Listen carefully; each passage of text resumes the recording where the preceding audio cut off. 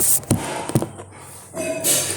students, you are most welcome on the online classes of English. I, Sarvesh Kumar Pandey, an assistant teacher in Vishnu College Bareilly, have appeared to teach you the topic of today, that is narration. प्रिय छात्रों, माध्यमिक शिक्षा विभाग द्वारा संचालित online शिक्षण classes के परिप्रेक्ष्य में मैं सर्वेश कुमार पांडे, सहायक अध्यापक विष्णु इंटर कॉलेज बरेली, आपको आज का जो टॉपिक है नरेशन, उसके अध्यापन के लिए उपस्थित हूँ। जैसा कि आप देखते हैं, A sentence is written. Ram said to Mohan, I said, I did not go to school yesterday. Ram ने मोहन से कहा, I did not go to school yesterday. In this sentence, there are two persons. One is speaker and the other one is listener. Speaker is Ram and listener is Mohan. When we express the words of speaker in the same way as it is spoken, then the statement is said direct statement, direct speech or direct narration. Means to say, जब हम वक्ता के कहे हुए कथन को उसी की भाषा में, उसी के शब्दों में ज्यों का त्यों लिखते हैं या बोलते हैं, तब हम उसे डायरेक्ट नरेशन कहते हैं। जैसा कि इस वाक्य से स्पष्ट है, यह राम जो है वह स्पीकर है, वक्ता है, और मोहन जो है वह लिसनर है, सुनने वाला है। तो ये सेंटेंस कौन सा है? डायरेक्ट स्पीच का, डायरेक्ट स्पीच या डायरेक्ट स्टेटमेंट भी इसे कह सकते हैं। अब हम देखते हैं कि डायरेक्ट स्पीच के टू पार्ट्स हैं। इस सेंटेंस में टू पार्ट्स हैं। One is Ram said to Mohan and the other is I did not go to school yesterday. एक जो है इन्वर्टेड कॉमा के बाहर है और दूसरा इन्वर्टेड कॉमा के अंदर है। जो डायरेक्ट स्पीच का जो भाग इन्वर्टेड कॉमा के बाहर होता है उसे हम क्या बोलते हैं? Reporting speech.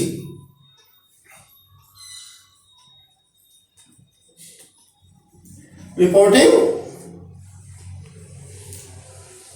स्पीच मीन्स ऊपर क्या है? Reporting speech.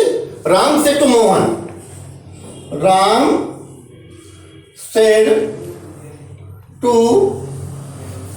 मोहन, ये क्या हो गई? रिपोर्टिंग स्पीच हो गई। अब रिपोर्टिंग स्पीच में भी थ्री पार्ट्स होते हैं अलग अलग। एक स्पीकर होता है और एक लिसनर होता है। कई बार लिसनर जो है दिया नहीं हुआ होता है, लेकिन फिर भी होता तो है जब कोई बोलता है। तो इसमें इसे हम बोलते हैं रिपोर्टर या सब्जेक्ट। और सेड टू क्या है? रिपोर्टिंग वर्ब है, रिपोर्टिंग वर्ब। और मोहन क्या है? ऑब्जेक्ट है, ऑब्जेक्ट है। इसी प्रकार से दूसरा जो पार्ट होता है बी, जिसे कहेंगे हम डायरेक्ट स्पीच का, वह दूसरा पार्ट होता है reported speech. Reported speech reported speech means direct speech का वह भाग जो इन्वर्टेड गामा के अंदर होता है। जैसे कि इस वाक्य में है, I did not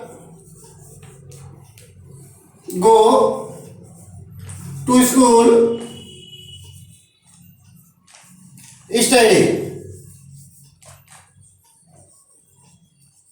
inverted comma उसके अंदर जो भाग होता है उसको हम रिपोर्टेड स्पीच बोलते हैं। ठीक, अंडरस्टैंड, इट्स क्लियर। अब हम ये देखेंगे डायरेक्ट स्पीच को। इस सेंटेंस जो ऊपर लिखा है डायरेक्ट स्पीच का, इसको हम इनडायरेक्ट जब चेंज करेंगे तब क्या होगा, Ram said to will be change into told. Mohan, inverted comma हटा देंगे और उसकी जगह हम लिखेंगे दैट। आई किसके लिए आया, I stands for Ram the speaker, तो आई हो जाएगा that he did not, sorry he did not change होगा had not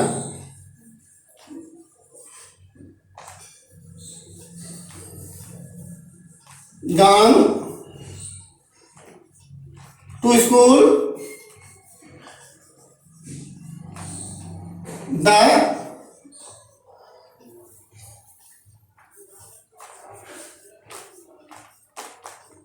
previous day।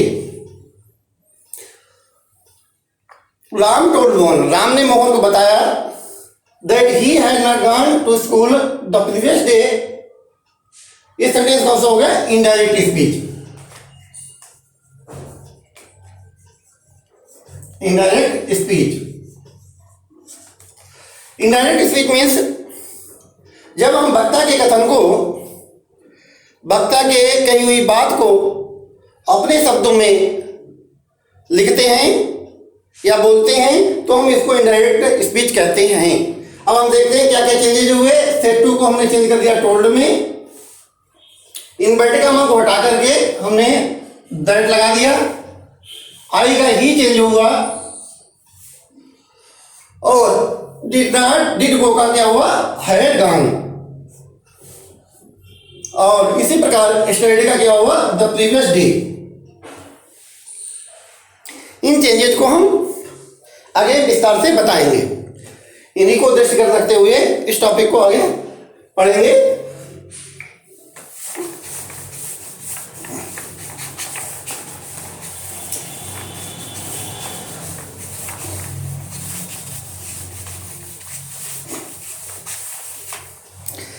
इसको हम लिखेंगे changes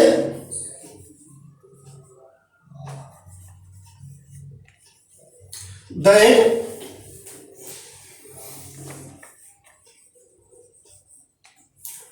took place, that take place।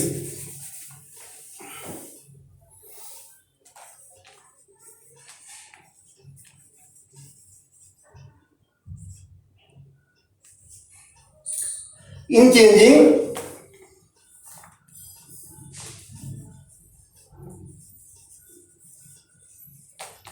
direct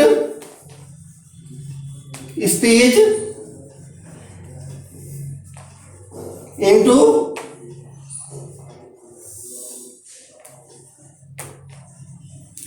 indirect speech. यानी डायरेक्ट स्पीच को इनडायरेक्ट स्पीच में चेंज करने पर कौन कौन से चेंज होते हैं। तो पहला चेंज क्या हुआ था, टोल्ड हुआ था। इसको हम कहेंगे नंबर 1 क्या है, change in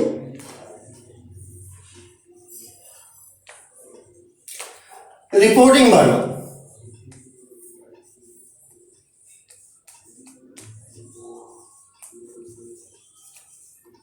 change in reporting verb.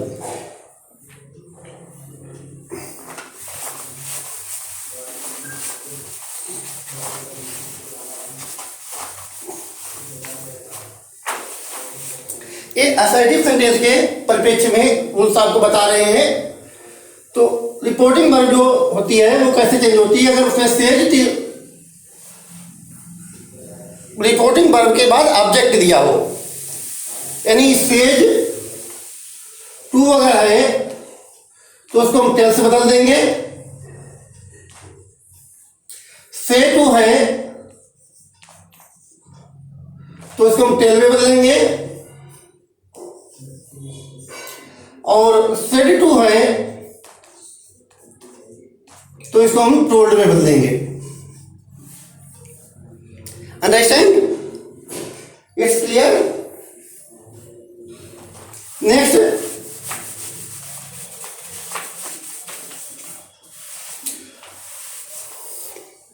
और छात्रों इस बात का ध्यान देंगे कि सेज टू उसी स्थिति में टेल्स में परिवर्तित होगा जब ऑब्जेक्ट दिया हो, यानी सुनने वाला दिया हो।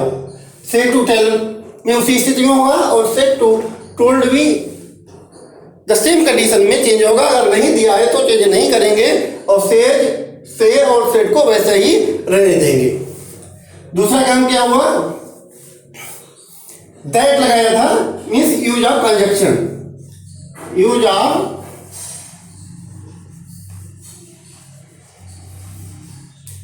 कंजक्शन।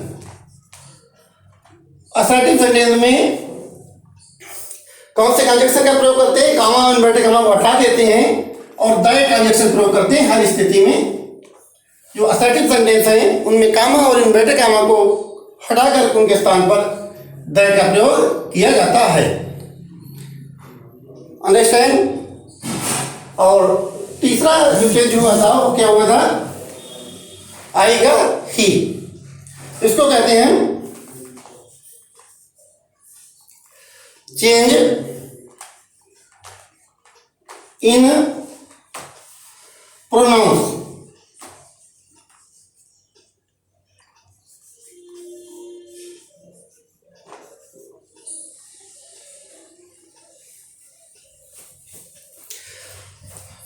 छात्रों पूर्व की क्लासेस में आपने प्रोनाउंस के बारे में पढ़ा होगा। प्रोनाउन के बहुत से काइंड्स होते हैं, और यहां हमारा चेंज इन प्रोनाउन से तात्पर्य है पर्सनल प्रोनाउन से।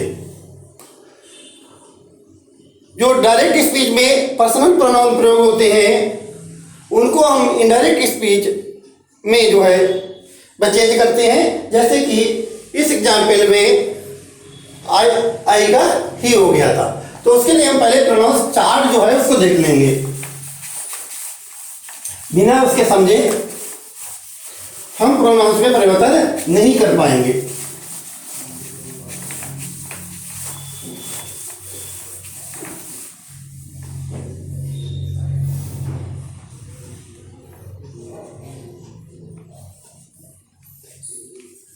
प्रोनाउंस चार्ट हम जानते हैं कि पर्सनल प्रोनाउन में 3 पर्सन्स होते हैं। First person,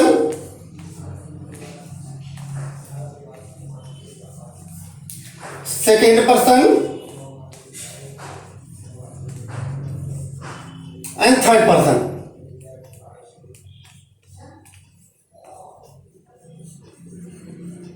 third person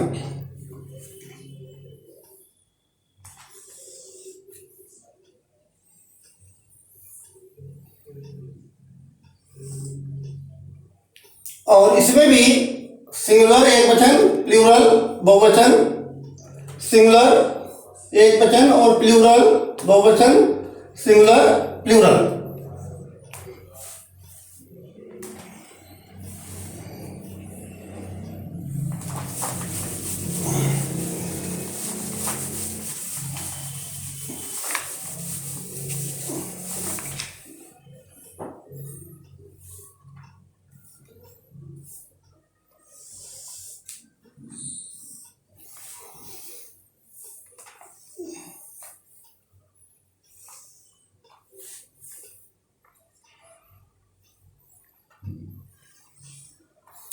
nominative case में बच्चों,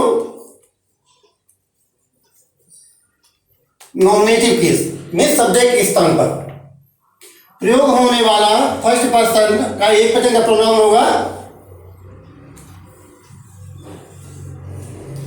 आई, और एक नॉमिनेटिव केस में प्लूरल बहुवचन में प्रयोग होने वाला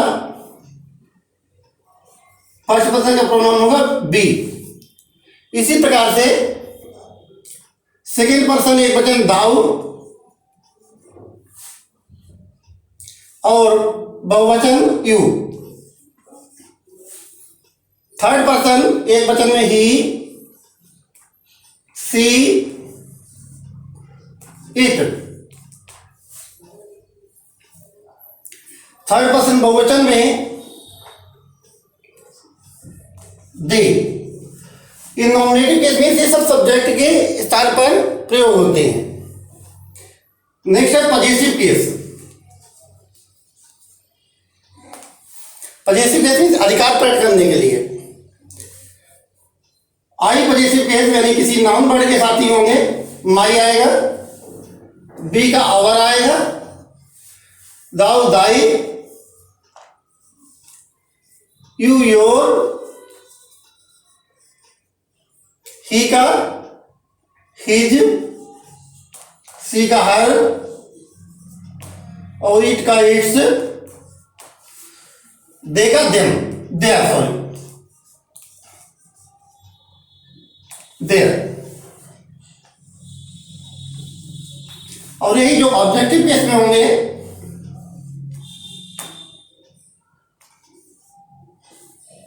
आई का मी, बी का अस, दाऊ का दी, यू का यू ही होगा, ही का हिम,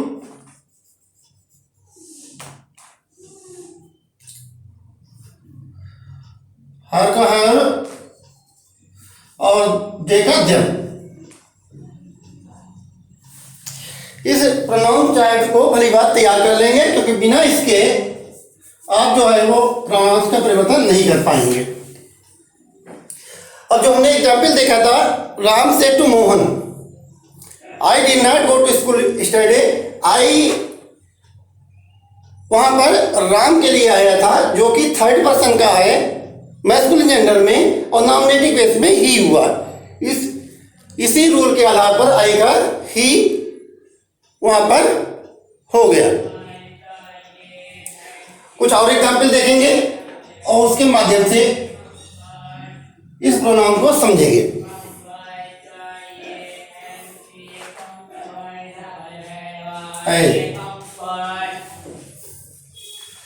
गीता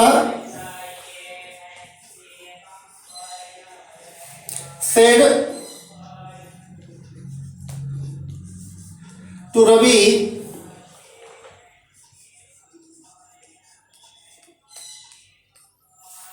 I cannot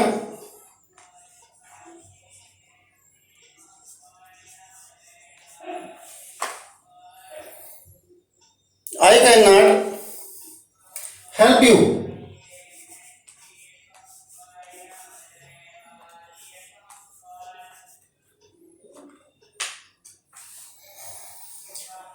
क्या बनेगा इनडायरेक्ट? गीता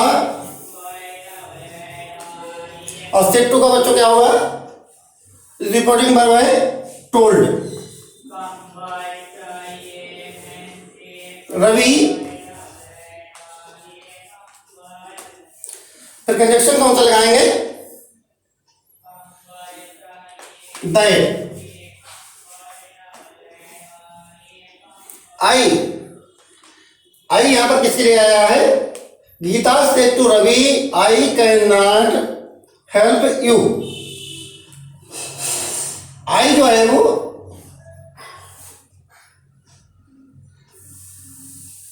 फर्स्ट पर्सन का प्रोनाउन है, और इसको हम कैसे सब्जेक्ट के अनुसार चेंज करेंगे, गीता के अनुसार चेंज करेंगे। अब हम चार्ट में देखते हैं आई, जो कि गीता के लिए आया फर्स्ट पर्सन में, एक वचन में हमारे पास नॉमिनेटिव केस में 3 प्रोनाउन है, ही, सी इट।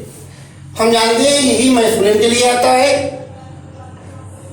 जबकि गीता फेमिनिन है, इसलिए गीता के लिए क्या आएगा? सी।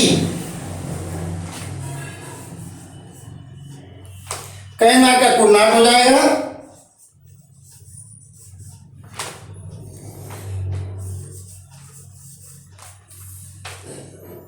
Help, help. और यू यहां पर देखेंगे, गीता से टू रवि, गीता ने रवि से कहा आई कैन नॉट हेल्प यू, मैं आपकी सहायता नहीं कर सकती। तो यू किसके लिए है? रवि के लिए। और यहां पर हम देखते हैं यू क्या है? सेकेंड पर्सन का प्रोनाउन है, रवि जबकि थर्ड पर्सन में। यू ऑब्जेक्ट में देखेंगे, इधर ऑब्जेक्टिव केस, क्योंकि यू यहां रवि ऑब्जेक्ट है, इसलिए ऑब्जेक्टिव केस में देखेंगे यू। अब हम ऑब्जेक्टिव केस में देखते हैं,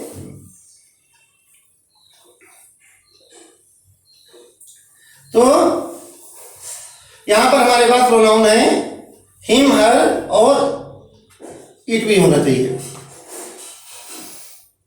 him, her, it objective case में, हिम मैस्कुलिन के लिए, हर फेमिनिन के लिए, इट अन्य प्राणियों के लिए या निर्जीव चीजों के लिए। तो रवि के लिए क्या आएगा? हिम आ जाएगा। अंडरस्टैंड? और इसका रूल क्या होता है प्रोनाउन चेंज करने का? इसको हम एक बहुत ही सरल तरीके से व्यक्त कर सकते हैं।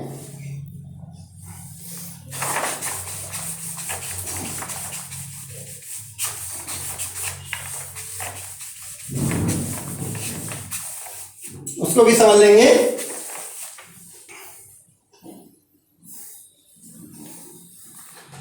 1 2 3 upon son।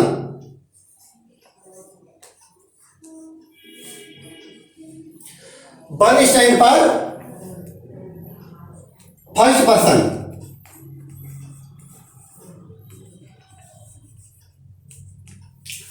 और वन के जो अन्य दिया है, यस दिया है, दैट स्टैंड पर सब्जेक्ट।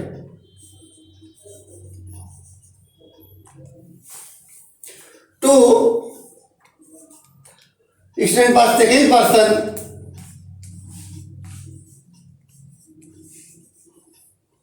और इसके जो नीचे दिया है ओ मीन्स ऑब्जेक्ट।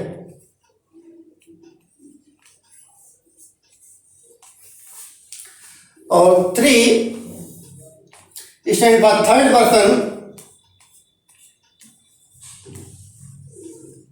और इसके नीचे क्या है? N means no change. यानी फर्स्ट पर्सन का प्रोनाउन अगर है कौन सा? आई, बी, माई, अवर, मी और अस, ये दिए हैं, तो जो रिपोर्टिंग वर्ब है उसके सब्जेक्ट के अनुसार इन्हें चेंज करेंगे। सब्जेक्ट का जो नंबर, जेंडर और पर्सन होगा उसके अनुसार चेंज होगा। टू सेकेंड पर्सन का जो प्रोनाउन है वही second person means Dau, Dai, the, you, your, you. और आपको बच्चों बता दूं, यू को हम फर्स्ट प्लूरल में प्रयोग करते हैं, डायरेक्ट और इनडायरेक्ट में यू ही आएगा, लेकिन लिटरेरी में, पोएम वगैरह में इसका दाऊ, दाई, दी आपने पढ़ा हुआ दिया होता है। यानी अगर आपसे कोई पूछता है कि यू का सिंगुलर क्या होगा, तो दैट इज दाऊ, जो कि लिटरेचर में प्रयोग होता है। दाऊ, दाई, दी ये आपके यू, योर, यू के सिंगुलर फॉर्म हैं, जो कि इनडायरेक्ट स्पीच में, डायरेक्ट इनडायरेक्ट में आपको नहीं मिलेंगे, लेकिन वैसे होते हैं। D T double H E. तो इस प्रकार से फर्स्ट पर्सन को subject, second person will be change according to object, and third person no change. इस प्रकार से छात्रों, जो मैंने आपको 3 चेंजेस इस नरेशन में बताए हैं आपको। पहला, change in reporting verb, second, use of conjunction, and the third is change in personal pronouns. Topic बड़ा है, समयावधि में पूरा नहीं हो पाएगा, इसलिए कुछ मैं सेंटेंस आपको अभ्यास के लिए दे रहा हूं, उनके माध्यम से इस प्रोनाउन का अभ्यास करेंगे। और शेष जो 2 चेंजेस रह गए हैं, कौन से, डिड नॉट गो का जो हैड नॉट गन हुआ है और यस्टरडे जो प्रीवियस डे हुआ है, उसको अगले जो है मैं वीडियो में आपको स्पष्ट करूंगा, बताऊंगा। तब तक कुछ सेंटेंसेस आप होमवर्क के लिए, प्रैक्टिस के लिए नोट कर लेंगे और जिनके माध्यम से इस प्रोनाउन के चेंज की प्रैक्टिस करेंगे और कुछ डायरेक्ट इनडायरेक्ट सेंटेंस जो हैं वो बनाएंगे।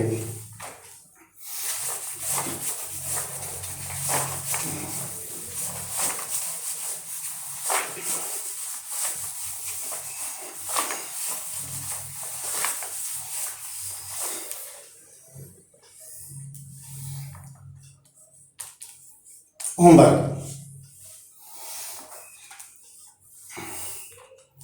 हरी said to Rani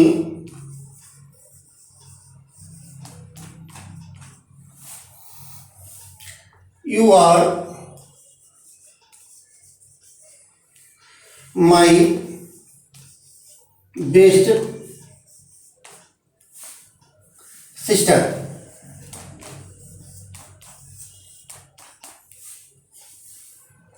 second,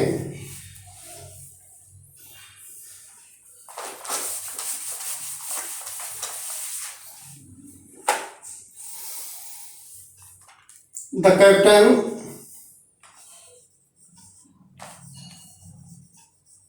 said to the players,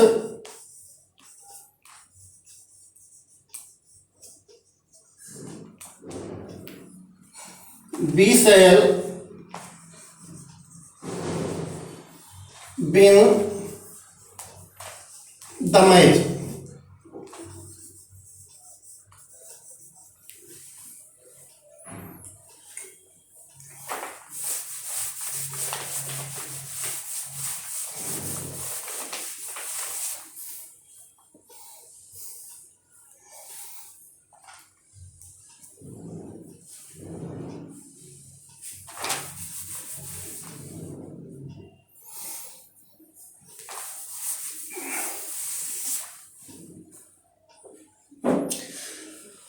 छात्रों ये 2 ही सेंटेंस अभी दे रहे हैं, क्योंकि अभी आपका इस टॉपिक से संबंधित 2 चीज़ें जो हैं, change in the tense of reported speech और change in the words showing nearness complete नहीं हुआ है। इसको आगे वीडियो में बताऊंगा और तब अन्य पूरी एक्सरसाइज दूंगा, केवल आप इन्हीं का तैयारी करेंगे। रेस्ट नेक्स्ट पीरियड में। आपको बहुत बहुत धन्यवाद, शुभकामनाएं।